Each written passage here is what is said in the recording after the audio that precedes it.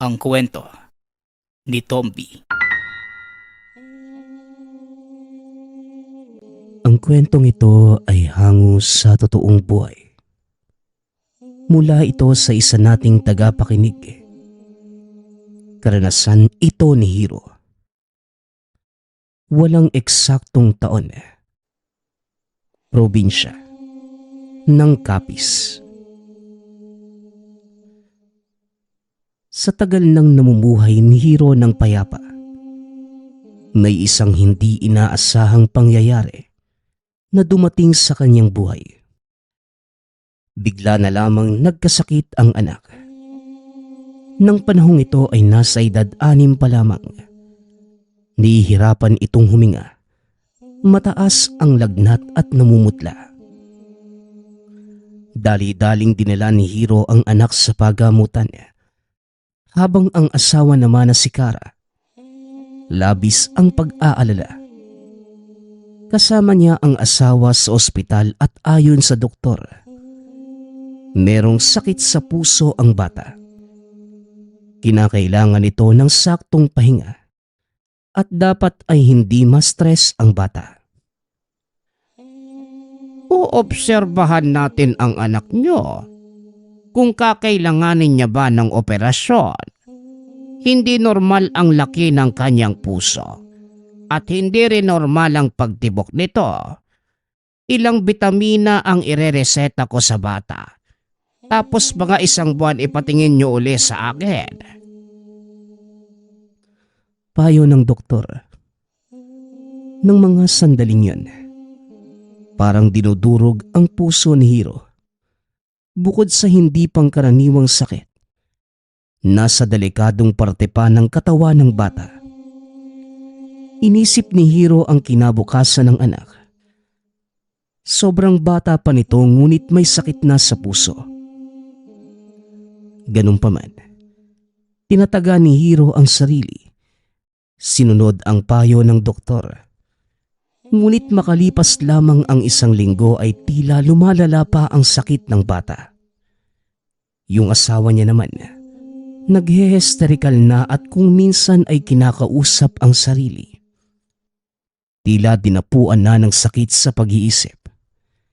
Hindi malaman ni Hiro ang gagawin. Hanggang sa isang gabi, papakainin niya dapat ang mga alaga. Para sa kalaman ng lahat, si Hiro ay nagmamay-ari ng 3 sigbin. Si Itim, Puti, at si Kayumanggi. Kaso nga lang, hindi niya makita yung isa. Nawawala si Itim. Habang yung 2 natira naman, hindi kumakain. Tinititigan lamang ang inaabot niya at dinidilaan. Ano kayang problema ng mga to? Dumadagdag pa sa problema ko eh. Oh, bakit wala si Itim? Wika ni Hiro. Dahil dito naisipan niyang puntahan ng kaibigan ng lola. Katulad ng lola, may alaga din itong sigbin ngunit iisa lang. Ang pangalan nito ay Manang Aimee. Nakatira ito sa bukid. Nang makarating si Hiro ay kita ang pagkagulat sa mukha ng matanda. Kasalukuyan itong nasa gilid ng pugon sa tabi ng tahanan. Takip-silim na ng mga sandaling yun. O Dong, abay iba ang presensya mo ngayon. Parang problema sa mga alaga mo ha. Wika ni Manang Aimee na ipinagtataka ni Hiro. Yun nga po yung pinunta ko rito eh. Sumaglit lang ako kasi nagmamadali din ako. Dahil may sakit yung anak ko eh. Pati nga yung asawa ko, parang nawawala na sa pag-iisip eh. Tugon ni Hiro. Pinapasok naman ito sa bahay ni Manang Aimee. Ang sabi ng matanda, kumakalas ang mga alaga niyang sigbin. Nakita ko yung reaksyon ng alaga ko nang makita kanyang paparating. Biglang nagalit at nawala. Dati naman lumalapit ito sa'yo dahil nga naaamoy nito ang sigbin sa katawan mo. Hindi kaya may kumukontra sa alaga mo, Dong. Baka may gustong kunin ito sa'yo nang hindi mo napapansin. Humihina din ang poder mo na parang isang normal na tao ka lang. Naiwan naman sa'yo lahat ng kaalaman ng lola mo, hindi ba? Dagdag ni Manang Amy. Kumunot ang mukha ni Hiro at nag-isip ng malalim. Ganun po ba? Hindi ko na kasi masyado nabibigyan ng atensyon yung mga alaga ko Dahil nga bala ako sa trabaho. Tsaka, hindi na din ako nakakapagdebosyon sa mga gamit ni Lola Sa tingin niyo po ba, ano o sino yung kumukontra sa akin Abay, tao din syempre. Pero katulad nating may karunungan, ang pinakamalapit na salarin mangkukulam. Kailangan mong malutas ang problema mo at baka makuha sa'yo ang mga alaga mo. Subukan mong alamin sa pamamagitan din ng alaga mo kung saan ito nagpupunta. Baka ang mangkukulam din ang dahilan kung bakit nagkasakit ang anak at asawa mo. Pagpapaliwanag na matanda. Walang sabi-sabi. Kagad namang umuwi si Hiro. Tinawag pa ito ni Manang Amy. May sasabihin pa sana ngunit nagmamadali na siyang umalis. Ay, sus, problemado nga. Hindi bale. Kapag hindi mo nalutas, tutulungan na lang kita. Wika ni Manang Amy sa sarili habang pinagmamasdan si Hiro papalayo. Nang makarating sa tahanan, kagad niyang kinuha ang gamit ng lolang kwintas. Ito yung barya na kulay ginto. Dito niya nararamdaman ang kakaibang presensyang bumabalot sa paligid ng tahanan.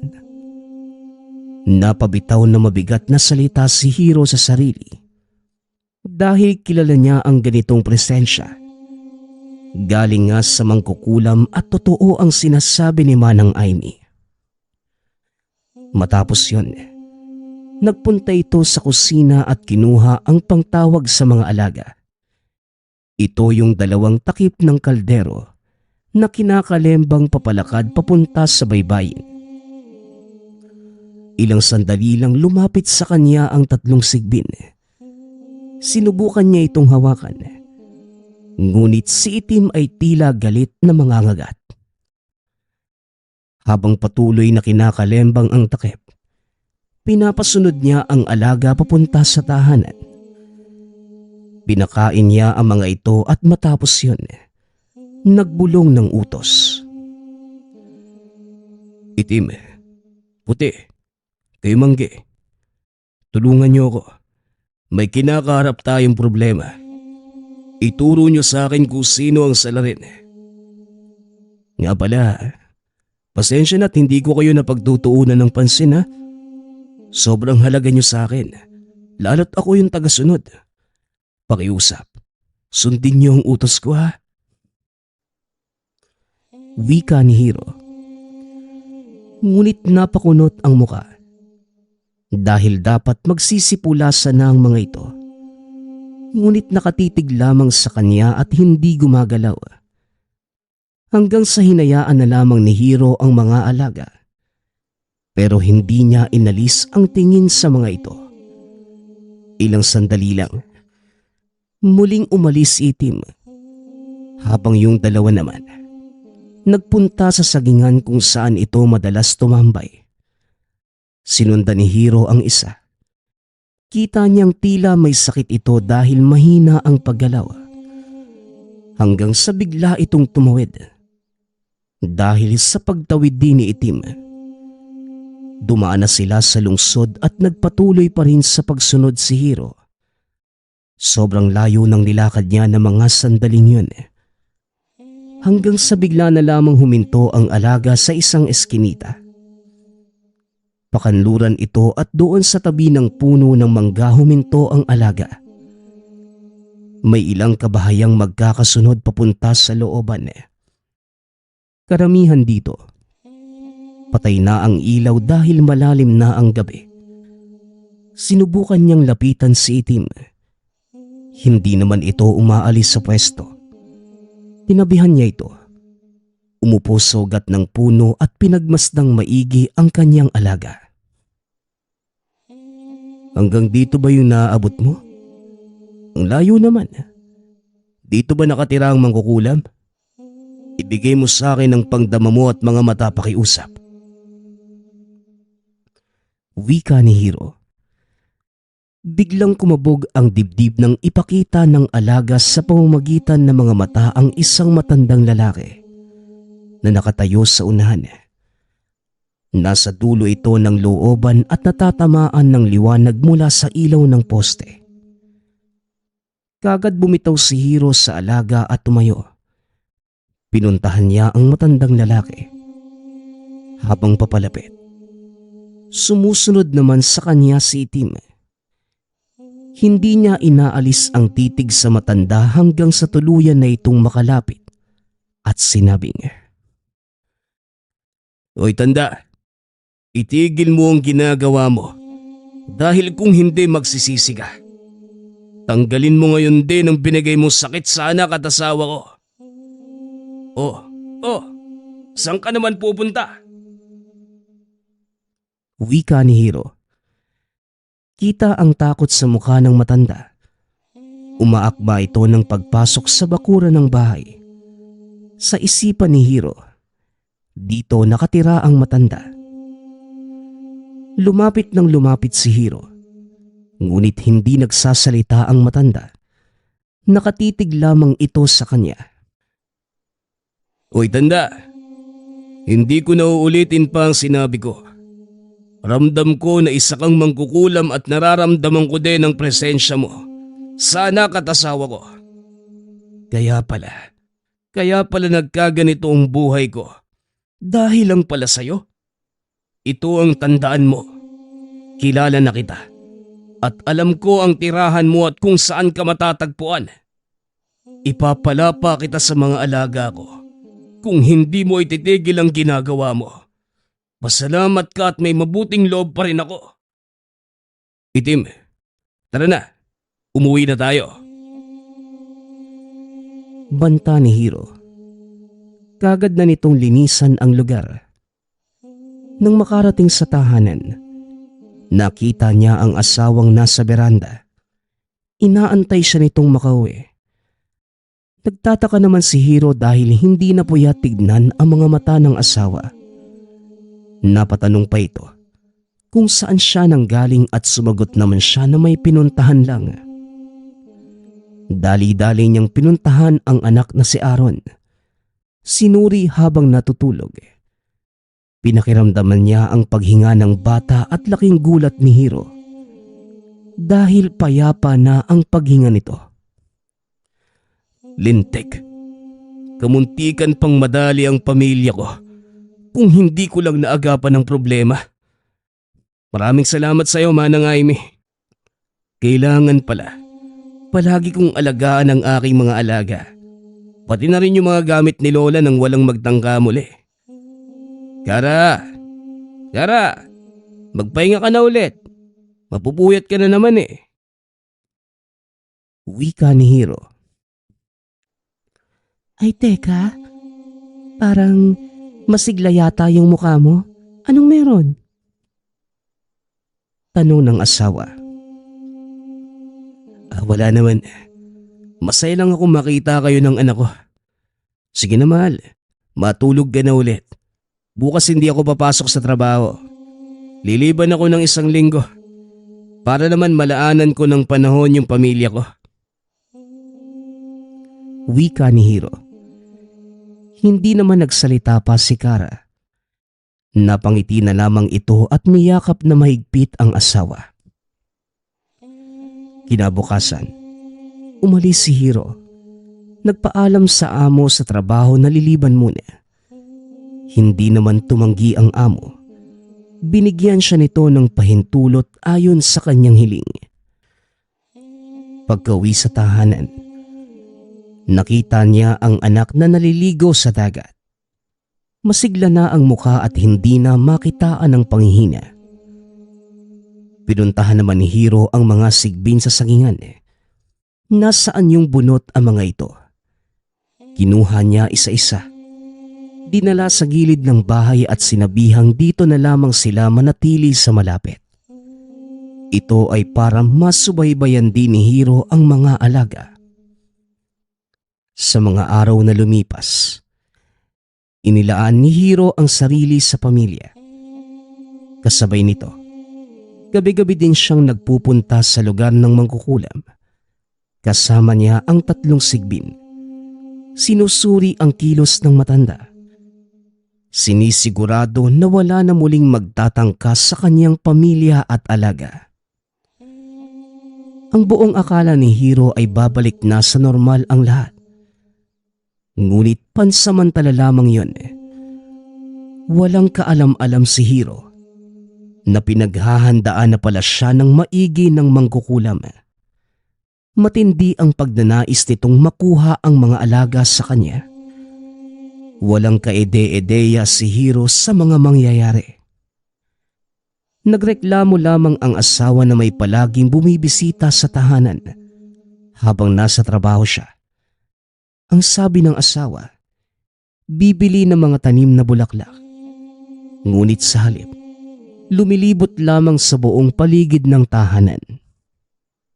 Nga pala, nakahiligan ng asawa niya ang pagtatanim ng mga bulaklak at pangongolekta ng iba't ibang uri ng orchids. Bago pa man sila naging mag-asawa ni Hiro, ang unang nagustuhan ni Kara ay ang mga tanim nila sa buong paligid ng bahay. Mga itinanim ng kanyang lolang Yumao. Kaya mas pinarami ito ni Kara. Pinagbebentahan niya rin kung may nais mang bumili. Nang mga sandaling yun, papunta ng trabaho si Hiro. Umaga at kasalukuyan siyang kumakain ng agahan. Yun, Malo. Narito na naman sa harap yung mga misitas ko. Pero bakit? Lumilibot pa siya sa buong paligid ng bahay. 3 beses na magkakasunod na araw na. Wika ng asawa. Nakaramdam ng kakaiba si Hiro na mga sandaling yun. Kagad naman niyang tinanong ang asawa kung nakilala at kung saan ito nakatira, ngunit umiling lamang si Kara. Hindi naman niya ito tinanong. Ang sabi lamang, bago pa lang sa paningin niya ang taong yun. Isang matandang babae. Hindi na kumibo pa si Hiro. Sa halip ay pinuntahan ng mga alaga. Naroon pa rin sa gilid ng kanyang tahanan. Nakatago ito sa anyong bunot. Hindi na pumasok sa trabaho si Hiro ng sandaling yun. Kinuha niya ang kwintas at nag-usal sa harapan ng mga alaga. Maayos naman ang kalagayan, ngunit iba ang pakiramdam niya sa buong paligid. Uy, peste! Ayaw mo talaga akong tantanan na. Gusto pa yatang lumaban sa akin. Mamayang gabi ka lang. Sigurado kung bumibisita din ng animal na yon tuwing gabi. Kung hindi, pupuntahan kita. Wika ni Hiro sa sarili. Inantay niya hanggang sumapit ang gabi. Gising na ang mga alaga at kasalukuyan niyang pinapakain. Alam na ni Kara ang patungkol sa kanyang alaga dahil sinabi na ni Hiro noong gumaling ang kanilang anak. Sa katunayan, ang bumibili ng pagkain ng mga alaga ay si Kara at kung minsan siya na din ang nagpapakain. O Hiro, bakit may problema ba? Mukhang abala ka sa paglibot ng bahay sa ganitong oras ha. Tanong ng asawa. Kapag bumisita muli yung taong yon, huwag mo nang kausapin ha. Hayaan mo lang siya. Iba na ang kutob ko, Kara. Talagang hindi ako titigilan ng taong kumukulam sa inyo ng anak ko. Makuha lang yung mga sigbin. O sige, matulog na kayo. Maya-maya lang papasok na rin ako ng bahay. Mungkahi ni Hiro. Lingid sa kalaman ng asawa. Pupuntahan pala ni Hiro ang bahay ng mangkukulam matapos lumibot sa tahanan. Ang ginagawa ni Hiro, nilalagyan niya ng puder ang buong paligid. Kung sakaling babatuhin ng kulam ang pamilya nila ay hindi yon tatalab. Ilang sandali lang sinitsitan niya ang 3 sigbin. Inutusan niya si Itim na magpunta sa bahay ng mangkukulam at alamin ang mga kinikilos nito. Kagad namang naglaho si Itim, habang yung dalawa naman ay kasama pa din ni Hiro. Ilang sandali lang ay kumilos na si Hiro. Tinapik niya ang dalawa at pinasunod sa kanya. Naglakad lamang siya papunta sa lugar. At nang makarating ito, napansin niyang naroon lamang si Itim sa kanto ng eskinita. Inutusan niyang lumapit sa bahay. Ngunit ayaw gumalaw ng sigbin. Tila natatakot na pumasok sa lugar. Napabuntong hininga si Hiro. Pinasok niya ang looban at dito na kumilos si Itim. Sumunod kay Puti at kay Umanggi at bigla na lamang gumilid sa damuhan. Nang makarating sa harapan ng bakuran, nagbitaw siya ng mga katagas sa lugar. Inaantabayanan kung may lalabas sa bahay. Hanggang sa nagbukas ang bintana at dito niya nakita yung matandang babae at yung matandang lalaki na nagbigay ng sakit sa kanyang asawa at anak. Kumabog ng malakas ang dibdib ni Hiro. Ramdam na niya ang dalawang presensya ng mangkukulam. Nayawa na. Mag-asawa pala ang matandang bumibisita sa bahay. Asawa pala niya yung kumulam sa asawa at anak ko. Maayong gabi. Maaari ko ba kayong makausap dalawa? Wika ni Hiro sa mag-asawa. Nakita niyang kinakausap na matandang lalaki ang asawa. Pero yung matandang babae, nanlilisik yung mga mata habang nakatitig kay Hiro. Lumabas ng bahay ang matandang babae at sinabing, Malakas at matalino ka pala. Kaya pala hindi ka kayang pataubin ng asawa ko. Baka inaakala mong katulad niya ako. Alam ko ang sadya mo sa lugar. Aber, sige nga't magbitaw ka uli ng orasyon. Titignan natin kung hindi ba ito babalik sa'yo. Banta na matandang babae. Ilang distansya lamang mula sa loob ng bakuran. Tanda, hindi yan ang gusto kong mangyari. Hindi hamon kung hindi ang magkausap muna. Pero dahil na rin sa inasta mo, alam ko na may balak ang masama sa akin. Susubukan mo ako sa loob ng bakuran mo. Bakit hindi ka lumabas ng walang poder? Kagaya ng ginawa kong pagpunta rito. Tapang lang ang dala at hindi umaasa sa poder sa teritoryo. Kung hindi poder lang sa katawan, hindi ba't sinabi mo nga, iba ka sa asawa mo. Ipakita mo dito sa labas. Paghamon ni Hiro, nagalit ang matandang babae. Binuksan nito ang tarangkahan at nakita ni Hiro na may hawak itong bagay habang bumubuka ang bibig. Narinig niya ang pagpulasa ng mga alagang sigbin sa masukal na lugar at nagpunta sa likod ni Hiro. Sobrang galit na mga mukha ng nilalang. Kita ang bangis ng mga ito at umaakma pa ng pagsunggab sa matanda. Sumenyas naman gamit ng kamay si Hiro. Pasimpleng sinabihan ang mga alaga na mag-antay lamang sa kung anong gagawin ng matanda. Ilang sandali pa, nakaramdam ng pamamanhid ng katawan si Hiro. Kasabay nito na tila may mainit na tumutusok sa kanyang katawan. Pinapatamaan pala ng tegalpo si Hiro. Habang ang mga alaga naman, hindi na mawari ang itsura sa galit. hanggang sa lumabas yung matandang lalaki na may hawak na itak. Dito na hindi nakapagtimpi si Hiro.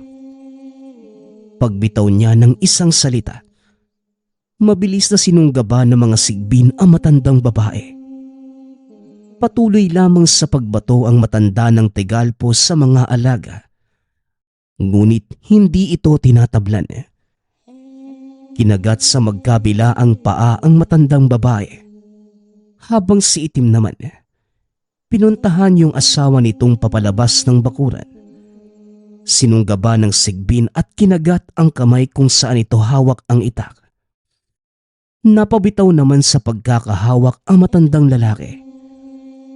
Nagsisigaw na ang mga ito. Dahil sa sakit at ilan sa mga bahay ay napukaw ang atensyon. Nagkahulan ang mga aso at na mga sandaling yun. Nataranta na si Hiro. Hanggang sa magmakaawa sa kanya yung matandang babae na ipatigil na ang ginagawa sa kanila ng mga sigbin. Dito na sinitsita ni Hiro ang mga alaga. Kagad namang bumitaw at nagpunta sa madilim na bahagi ng lugar. O ngayon, alam nyo na kung sino ang kinakalaban nyo. Nasabi ko na sa asawa mo ito, pero hindi nagtanda at nagpatulong pa sa'yo. Hinding-hindi nyo makukuha sa akin ang mga alaga ko. Kita nyo naman siguro, di ba? Kung gagaya nyo pa ako ng hangarin, malamang patay na kayo ngayon. Wika ni Hiro. Hindi naman nagsalita pa ang matandang babae. Pinaspas lamang nito ang mahabang saya na may bakas ng dugo. Habang yung matandang lalaki naman, pumasok na lamang ng tahanan. Muli namang nagsalita si Hiro na kung gusto nilang magkaroon ng sigbin, wag naman sa ganung paraan. May gumagala namang mga sigbin na napag-iwanan ng may-ari at yon ang kunin nila. Matapos yon, umalis na si Hiro sa lugar. Kinabukasan, hindi na pumasok sa trabaho si Hiro. Binalikan niya ang mag-asawang matanda at gusto muling kausapin. Humingi ito ng pasensya sa kanya.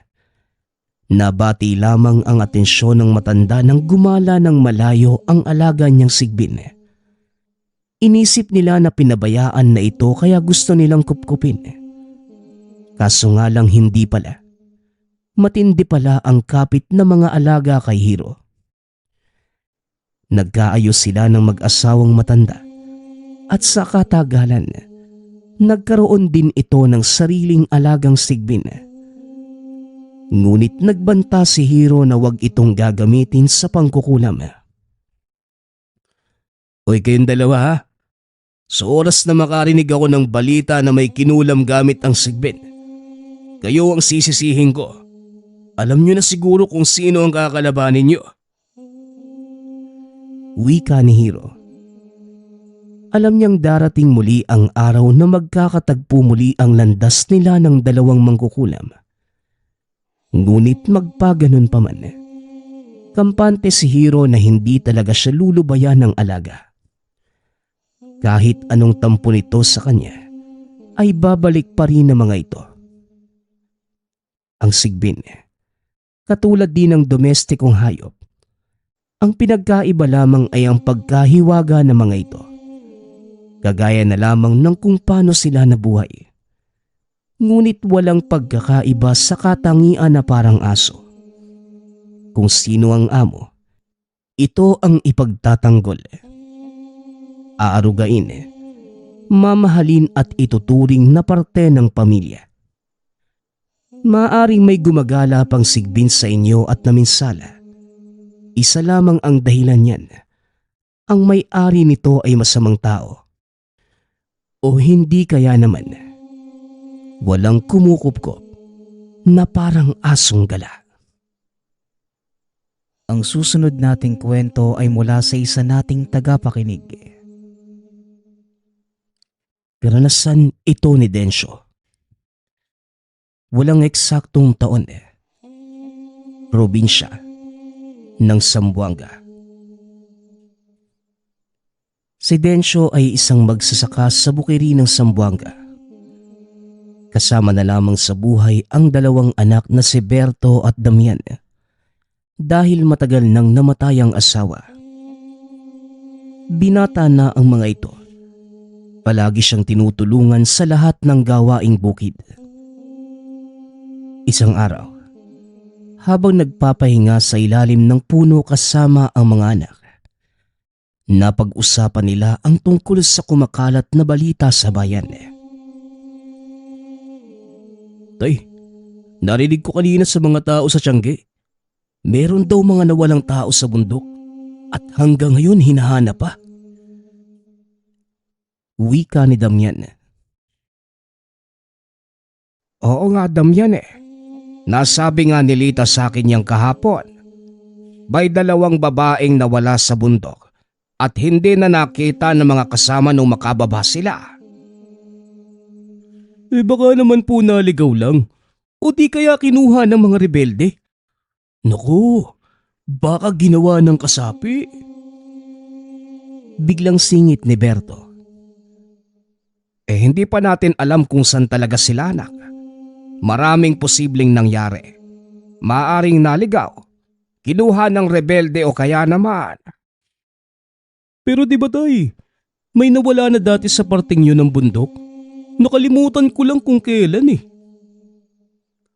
Oo anak, may nawala na tapos natagpuan na lang pagkaraan ng 4 na buwan. Takot na takot nang makita sa bayan. Wala na sa katinuan at paulit-ulit na sinasabi na merong natuklap. Hindi naman niya mapaliwanag ng maayos, kaya walang makapagsasabi kung ano talagang nangyari sa bundok. Nakuwi naman ito sa kanila sa bukid nun, pero hindi kalaunan, namatay naman sa bangungot. Pagsasalaysay ni Densyo, biglang naalala niya ang sabi-sabi ng mga kabaryo tungkol sa nanliligaw na elemento sa bundok. Ngunit walang sapat na katunayan kung totoo ba ito o haka-haka lamang. Kaya pinili na lamang ni Densyo na wag ikwento sa mga anak. Tama na nga yung kwentuhan tay. Natakot ako nang sabihin mong namatay yung tao eh. Balik na tayo sa trabaho nang maaga tayong makauwi. Wika ni Damian. Kinahapunan, habang papauwi ay nadaanan nila ang parte ng bundok kung saan nawala ang mga babae. Wala namang kakaiba nung una. Ngunit nang makalampas sila sa puno ng langka, biglang nakaramdam ng kakaiba si Densyo na parang may taong nakamasid sa likuran. Dali-dali niya itong tinignan at sa kanyang paglingon, wala naman itong nakita ni isang tao o anuman sa likuran. Kaya nagpatuloy na din siya sa paglalakad. Nagdaan ng mga araw na wala namang kakaibang nangyari sa buhay ni Densyo. Wala ding balita sa 2 babaeng nawala sa parte ng kabundukan. Sa isang hindi inaasahang pagkakataon, habang nagbubungkal ng lupa ang anak na si Damian, may nadinig itong sigaw sa gubat. Sinabihan siya ng anak at napatigil sa ginagawa. Pinakinggan itong maigi ni Densyo at narinig ang tinig ng isang babae sa hindi kalayuan. Tara tay, puntahan natin. Baka kailangan niya ng tulong eh. Wika ni Damian. Saglit lang anak, pakiramdaman muna natin. Baka rebelde kasi, mapahamak pa tayo. Tugon ni Densyo. Tumahimik sila saglit upang mapakinggang maigi ang kinaroroonan ng babae. Tulungan niyo ako. May demonyo dito. Sigaw ng babae. Nang marinig muli ang sigaw, kagad na patakbo ang mag-anak sa lugar. Laking gulat nang madatnan ang isang nakatalikod na nilalang. Napakaitim ng balat. Napakakintab nito habang yung babae naman ay nakadapas sa lupa. Papalapit na sa kanya ang nilalang, kaya kagad kinuha ni Densyo ang atensyon nito. Hoy! Halimaw! Lubayan mo nga yung babae niyan! Sigaw ni Densyo. Tatay, di ba dapat magtago na tayo? Mukhang mas malala pa yan sa mga rebelde. Wika naman ni Berto. Hindi na nakasagot pa ang ama nang humarap ang nilalang. Napakapangit ng itsura nito. May malalaking itim na mga mata. Makapal at napakalapad na labi. Mahabang mga braso at hita, ngunit ang mas ikinagulat nila, wala itong suot na saplot. Nakalabas lamang ang malaking pagkalalaki nito. Halos hindi makagalaw ang mag-ama sa nasilayan. Ngunit kagad namang nag-usal na mga orasyon si Densyo. Binato ng lupa ang nilalang upang maitaboy. Napasigaw at napaatras ito sa ginawa ni Densyo. Habang nakatakip ang mga kamay sa muka ay kagad namang kinuha nila ang babae. Tumakbo papalayo sa nilalang. Kahit nakalayo na sa lugar, dinig na dinig pa rin nila ang pag-atungal ng nilalang. Pagkawi sa tahanan, kagad nilang pinainom ng tubig ang babae. Patuloy pa rin sa pag-iyak at panginig, kaya binigyan muna nila ito ng damit upang makapagbihis dahil napansin nilang punit na ang suot nito. Matapos magbihis, humiga sa mahabang upuan at kagad itong nakatulog. Tatay, nakakaawa naman yung babae, no? Mukhang pagod na pagod sa mga nangyari. Wika ni Berto. Hayaan na muna natin siyang makapagpahinga, anak. Tsaka na natin siya dalhin sa bayan kapag maayos na ang pakiramdam niya. Tugon ni Densyo. Tay, ano po pala yung nakita natin kanina? Sa lahat ng kwentong bayan wala pa po kong nadinig na merong ganong kalaking pagkalalaki. Nakakatakot talaga yung itsura, tay. Mukhang mahihirapan akong makatulog nito mamaya. Wika ni Damian. Biglang napaisip si Densyo dahil kahit siya, hindi din alam kung anong klaseng elemento ito. Sa totoo lang, anak, hindi ko din alam kung ano yon. Mukhang bago ang lamang lupang yon sa kalamang ko. O baka hindi talaga nagpapakita sa mga tao. Mabuti na lang at malapit tayo sa lugar. Nakita natin ang elementong yon. Kundi napahamak na sana itong babae. Tugon ni Densyo. Gabi na nang magising ang dalaga. Kalmado na at nakakausap na rin ng maayos. Nagpakilala itong Sandra, isa sa dalawang babaeng nawawala sa gubat. Pinsan ko po yung isa pang nawawalang babae. Hindi ko po alam kung saan siya dinala ng nilalang na yon. Nang araw na nawala kami, nahiwalay kami ng pinsan ko sa grupo dahil may nakita kaming napakagandang ibon. Sinundan namin at napadpad kami sa isang masukal na parte ng gubat. Napansin naming magagabi na, kaya napagpasyahan naming bumalik sa mga kasama. Pero napansin kong pabalik-balik na kami sa lugar. Kaya minarkahan ko ang isang puno at pagkaraan lamang ng ilang minuto, naroon na naman kami sa puno na may marka. Kinabahan na kami ng mga sandaling yon. Hindi na alam ang gagawin. Pagsapit ng gabi, napagod na kami sa pagpapaikot-ikot. Kahit anong pagsigaw namin, wala pa rin nakakarinig. Pagkaraan ng ilang minuto, may napansin kaming nakaupo sa sanga ng malaking puno. Hindi naman namin maaninag kung ano yun dahil hindi ito naaabot ng liwanag ng buwan. Pagkatapos nun, tumalon ito mula sa puno. Doon namin nakita yung nakakatakot nitong itsura. Patakbo na sana kami nang bigla niya kaming hilahin. Ikinulong niya kami sa isang hawla sa taas ng puno. Paglipas ng ilang oras, kinuha niya yung pinsan ko. Nang mapunit yung damit ng pinsan ko sa pagkakahila, biglang lumubo yung pagkalalaki niya. Parang hayok ng nilalang na nakatitig sa katawan ng pinsan ko na wala ng malay. Hanggang sa kinarga niya ito at bumaba sa puno. Simula ng araw na yon, hindi ko na nakita ang pinsan ko. Mahabang pagsasalaysay ng dalaga. Napahagulgol si Sandra sa puntong yun dahil hindi niya alam kung nasaan at kung anong nangyari sa pinsan. Paano ka naman nakalabas at nakababa sa puno nang makita ka namin kanina? Tanong ni Densyo nang medyo tumahan na ang dalaga sa pag-iyak. Bago ako nakababa, hindi ko alam kung ilang araw na akong nakakulong. Palagi niya lang akong binibigyan ng mga prutas.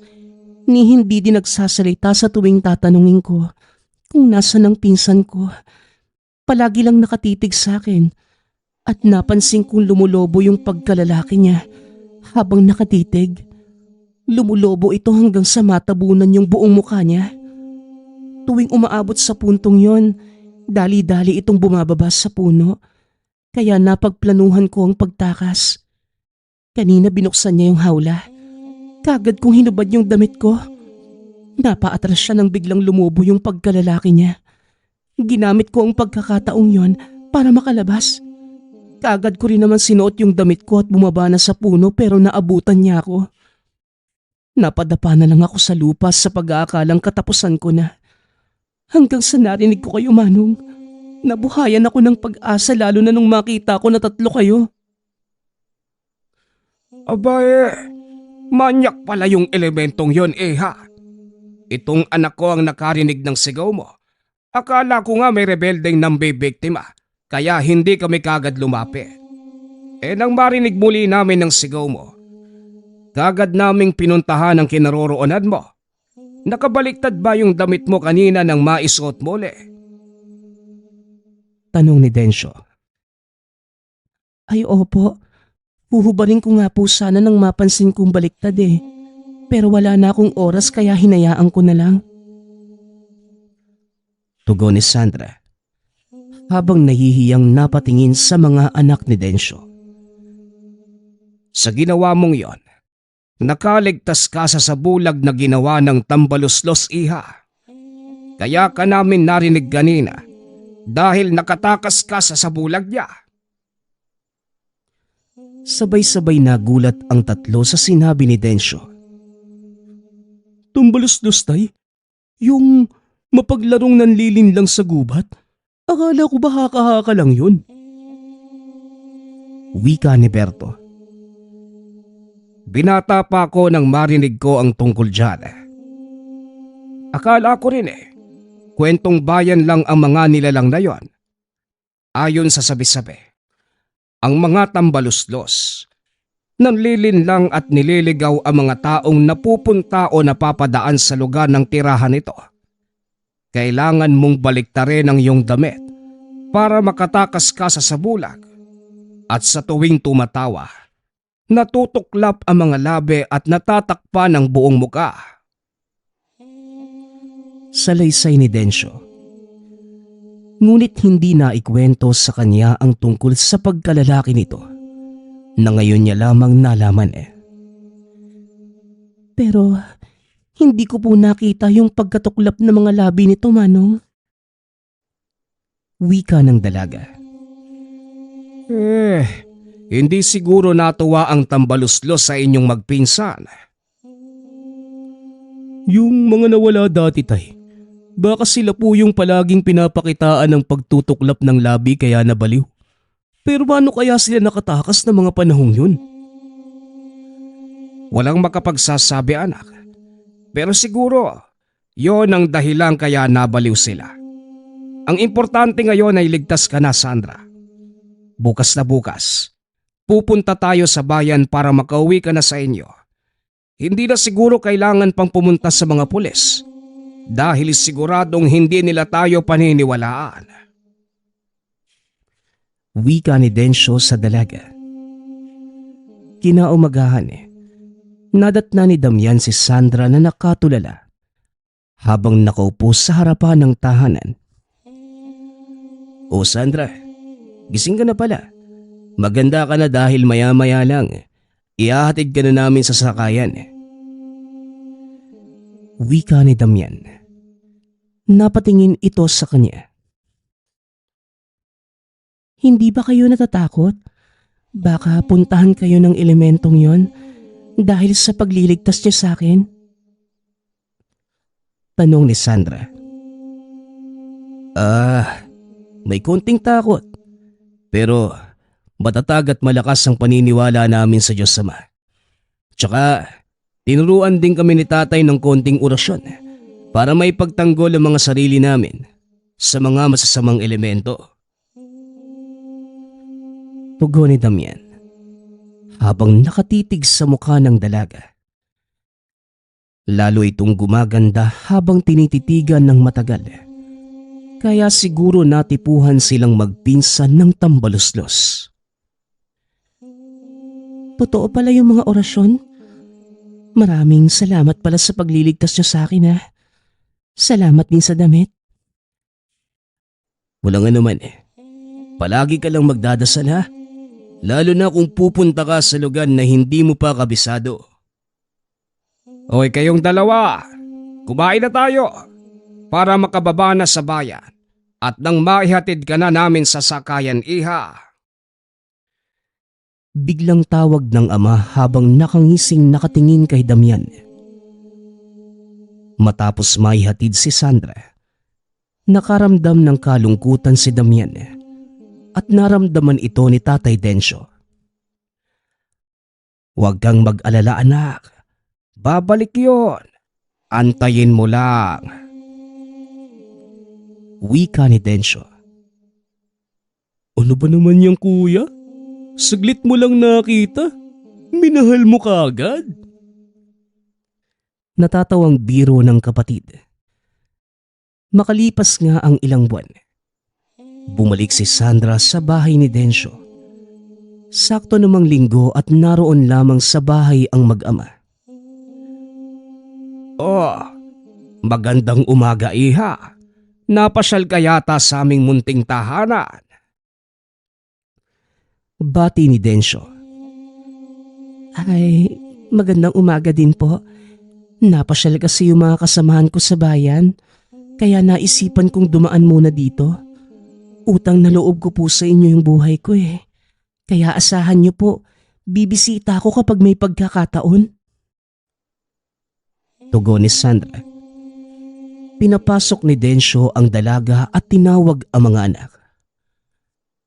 Oy mga anak, meron tayong bisita. Simula ng araw na yun, palagi na itong bumibisita sa bahay nila Densyo. Hanggang sa tuluyang nagkamabutihan ng loob ang dalaga at si Damian. Pagkaraan lamang ng ilang buwan, nagpakasal kagad ang mga ito. Isang araw, napagpasyahan ni Sandra na sumama sa lupang sinasaka nila Damian. Sigurado ka ba anak, nasasama ka? Tanong ni Densyo. Opo tay, mababagot lang din naman ako dito mag-isa sa bahay eh. At isa pa, gusto kong makatulong sa inyo kahit konti habang nag-aantay ng tawag mula sa ina-applyan kong trabaho. Tugon ni Sandra. O siya sige, pero saglit lang ha. Suotin mo ito at inumin mo ang tubig na ito. Wika ni Densyo. Pagkatapos mainom ni Sandra ang tubig, may mga dasal na iniihip si Densyo at saka lamang sila umalis ng tahanan. Ayaw sanang pumayag ni Damian na sumama ang asawa. Ngunit mapilit ito. Habang naglalakad papunta sa sakahan, mahigpit ang pagkakahawak niya rito upang masiguro na walang mangyaring masama sa asawa. Mahal, Parang narinig ko yung boses ng pinsan ko ha. Wika ni Sandra sa asawa. Nadinig ito ni Densyo kaya nag-ihip ito ng dasal at sinabing, Sandra, huwag kang maniwala sa nadidinig mo. Magpatuloy ka na lang sa paglalakad. wika ni Densyo. Bumalik na lang kaya tayo, tay. Ihatid na lang natin si Sandra. Hindi na pwedeng bumalik, anak. Magpatuloy na lang tayo sa paglalakad. Walang mangyayaring masama. Magtiwala kayo. Tugon ni Densyo. Nakalampas na sila sa gubat ngunit may nakaagaw ng atensyon ni Densyo. Nakita niyang nakapabitin ang tambaluslos sa puno ng langka. Nakatitig ng masama sa kanya. Tumalikod na lamang ito dahil alam niya sa sarili na hindi na magagalaw ng nilalang si Sandra sapagkat meron na itong suot na pangontra. Natapos ang araw na yon ng mapayapa. Umuwi sila ng tahanan na tila nakalimutan ang tungkol sa nilalang. Ilang linggo ang lumipas. Natanggap na si Sandra bilang guro kaya hindi na ito nakakasama sa bukid. Ilang buwan pa ang lumipas. Ganon pa rin ang nakagawian ng mag-ama. Isang araw ay hindi nakasama si Damian sa sakahan dahil sinamahan ang asawa na umuwi sa kanilang lugar. Habang papauwi kinahapunan, may nakalimutan ang ama sa sakahan. Naku Berto, nakalimutan ko yung mga pinitas na bunga ng kakao. Naiwang ko malapit sa tubigan. O sige, tay. Babalikan ko na lang po. Ako na anak, mauna ka na lang umuwi upang makapagsaing ka na rin. Wika ni Densyo. Binalikan nga nito ang mga naiwan. Namitas na din ng ilan pang gulay. At nang mapansing magtatakip silim na, naglakad na ito pa uwi. Kumakanta pa si Densyo sa kanyang paglalakad upang malibang ang sarili at nang hindi makapansin ng iba't ibang nilalang sa paligid. Pagkatapat niya sa puno ng langka, kung saan niya nakita ang tambaluslos. Napatigil ito at napatingala. Nakita niya ang hitik na bunga kaya nagbiro ang matanda. Oy tambaluslos, bigyan mo naman ako kahit isang bunga lang. Ang bango na ng mga yan At sigurado kung hinog na. Hindi mo naman siguro mauubos kainin ng lahat ng yan.